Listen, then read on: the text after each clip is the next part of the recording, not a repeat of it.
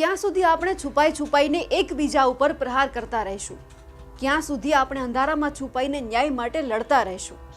આ વાત આપણે એટલા માટે આજે કરવી પડે છે કારણ કે વડોદરા જે આપણી સંસ્કારી નગરી છે ત્યાં રાતના સમય દરમિયાન પોસ્ટર લાગી ગયા છે આખા શહેરમાં અને લખવામાં આવ્યું છે કે હે યુવા સાંસદ, ચમત્કારના વિકાસમાં બળાત્કાર ક્યાં સુધી?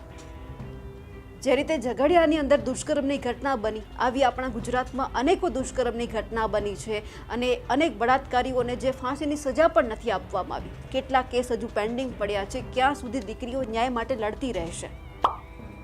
નમસ્કાર, નિર્ભય ન્યૂઝ સાથે હું છું રિદ્ધિ. સંસ્કારી નગરી જે વડોદરા છે એમાં રાતોરાત કોઈક પોસ્ટર લગાવીને ગયું છે. ઉપર લખવામાં આવ્યું છે કે ક્રાંતિકારી સેના. રાતના દરમિયાન આ પોસ્ટર લગાવવામાં આવ્યા છે, પણ સવાલ એ છે કે ક્યાં સુધી આપણે છુપાઈને એકબીજા ઉપર આ રીતે પ્રહાર કરતા રહીશું? અંધારામાં પોસ્ટર લગાવવા કોઈને ખબર ના પડે એ માટે પોસ્ટર લગાવવા, તો પછી આ પોસ્ટર લગાવવાની જરૂર શું છે? તમારે કોઈકને કહેવું છે તો મોઢા ઉપર બોલો ને. ન્યાય માટે તમે લડો છો તો ખુલ્લેઆમ મેદાનમાં આવીને લડો ને, ન્યાય માંગો ને. આ રીતે રાતના સમય દરમિયાન પોસ્ટર લગાવવાનો મતલબ શું? અને જે લખ્યું છે હે યુવા સાંસદ, ચમત્કારના વિકાસમાં બળાત્કાર ક્યાં સુધી? #Pro Modi, #anti BJP.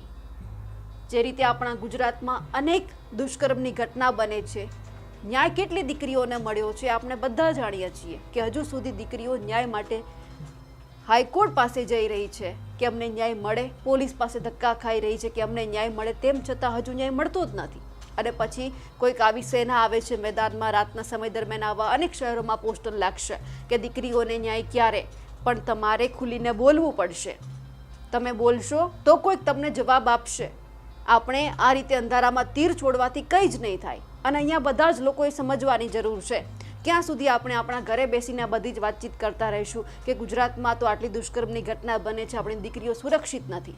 અહીંયા દરેક સાંસદ, દરેક નેતા, દરેક લોકો અને દરેક જે આવી ક્રાંતિકારી સેના છે બધાએ સમજવાની જરૂર છે કે આપણે બધા એક સાથે જ્યારે મેદાનમાં જઈશું, કોઈકને સવાલ કરીશું, ત્યારે આપણને આનો ન્યાય મળશે. ઘરે બેસીને અંધારામાં પોસ્ટર લગાવવાથી કોઈ જ દીકરીને ન્યાય નથી મળવાનો. આવું તો વડોદરાની અંદર અનેકવાર પોસ્ટર લાગી ચૂક્યા છે. જ્યારે વડોદરામાં પૂર આવ્યું ત્યારે પણ એવા પોસ્ટર લાગ્યા હતા કે કોઈ ધારાસભ્યએ, કોઈ સાંસદે અમારી સોસાયટીમાં આવું નહીં. પરંતુ શું થયું આપણે બધા જાણીએ છીએ. હવે આવા પોસ્ટર લગાવવાથી કોઈ જ દીકરીને ન્યાય નથી મળવાનો. સમજવાનું તો આપણે બધાએ છે, દરેક નેતાએ છે કે જે દરેક નેતા આપણા બધા જ પરિવારની પાસે આવ્યા હતા અને કહ્યું હતું કે તમારી સુરક્ષાની જવાબદારી અમારી છે, તમે અમને ચૂંટણી સમયે મત આપજો, અમે તમારી સાથે ઊભા રહીશું. પણ જે બોલીને ફરી ગયા છે તમામ સાંસદોને, તમામ નેતાઓને, ધારાસભ્યોને સવાલ છે કે ક્યાં સુધી તમે આમ ફરતા રહેશો? ક્યાં સુધી તમે બોલશો નહીં? હવે આવી અનેક સેનાઓ મેદાનમાં આવશે, પછી તમે પ્રતિક્રિયા આપશો કે આવું અમને ખબર જ નથી, આવું કોણ લગાવી ગયું છે? એટલે સવાલ અહીંયા દરેક લોકો ઉપર છે કે આપણે જ્યારે બોલવાનું છે ત્યારે આપણે ચૂપ રહીએ છીએ અને જ્યારે નથી બોલવાનું હોતું ત્યારે આપણે બડબોલા થઈને બધું જ બોલી દઈએ છીએ.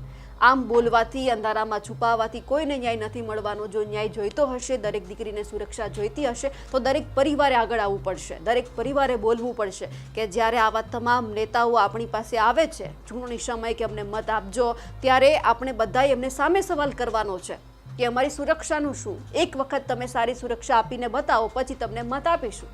પણ એ લોકો બોલીને જતા રહે છે, આપણે માની લઈએ છીએ અને પછી જ્યારે આવું કંઈક થાય છે આપણા ગુજરાતમાં ત્યારે આપણે બધા ઘરમાં બેસીને સવાલો કરીએ છીએ, ચર્ચા કરીએ છીએ કે આવું કેમ થાય છે, શા માટે થાય છે, હવે શું કરીશું? પણ ઘરમાં બેસીને એક જગ્યા ઉપર અંદરો અંદર વાતચીત કરવાથી આ કંઈ જ નથી થવાનું. ન્યાય માટે આપણે લડવું પડશે કે જ્યાં સુધી આપણને આપણે જેવો ન્યાય જોઈએ છે એવો નહીં મળી રહે ત્યાં સુધી આપણે ચૂપ નથી બેસવાનું.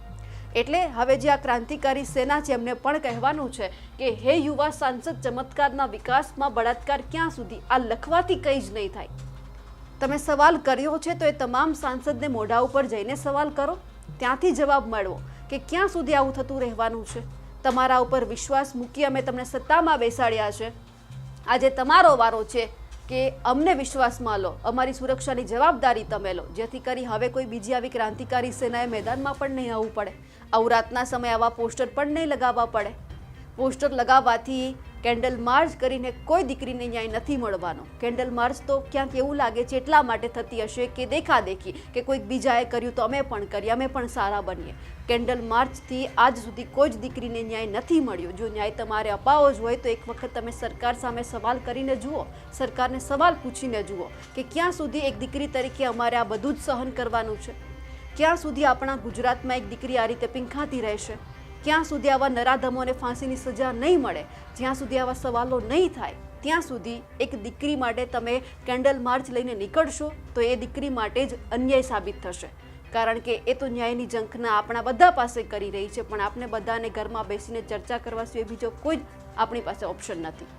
તો જે રીતે આ બધા જ સાંસદો નેતાઓ આપણી પાસે આવે છે તો એક વખત સવાલ એમને કરીને જોજો કે ચૂંટણી સમયે અમે તમને ત્યારે જ મત આપીશું જ્યારે એક વખત તમે અમારી સુરક્ષાની જવાબદારી લેશો.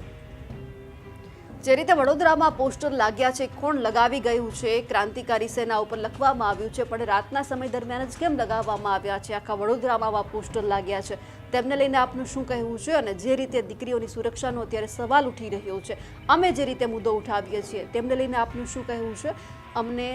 અને જે રીતે અમે અમારો અહેવાલ તમારા સુધી પહોંચાડ્યો તો અમારા અહેવાલને લઈને આપનું શું કહેવું છે કમેન્ટ કરીને ચોક્કસથી જણાવજો. તથા અમારો જે અહેવાલ છે એમને લાઇક કરજો અને શેર કરજો અને અમારી નિર્ભય ન્યૂઝ ચેનલને સબસ્ક્રાઇબ કરવાનું ભૂલશો નહીં. નમસ્કાર.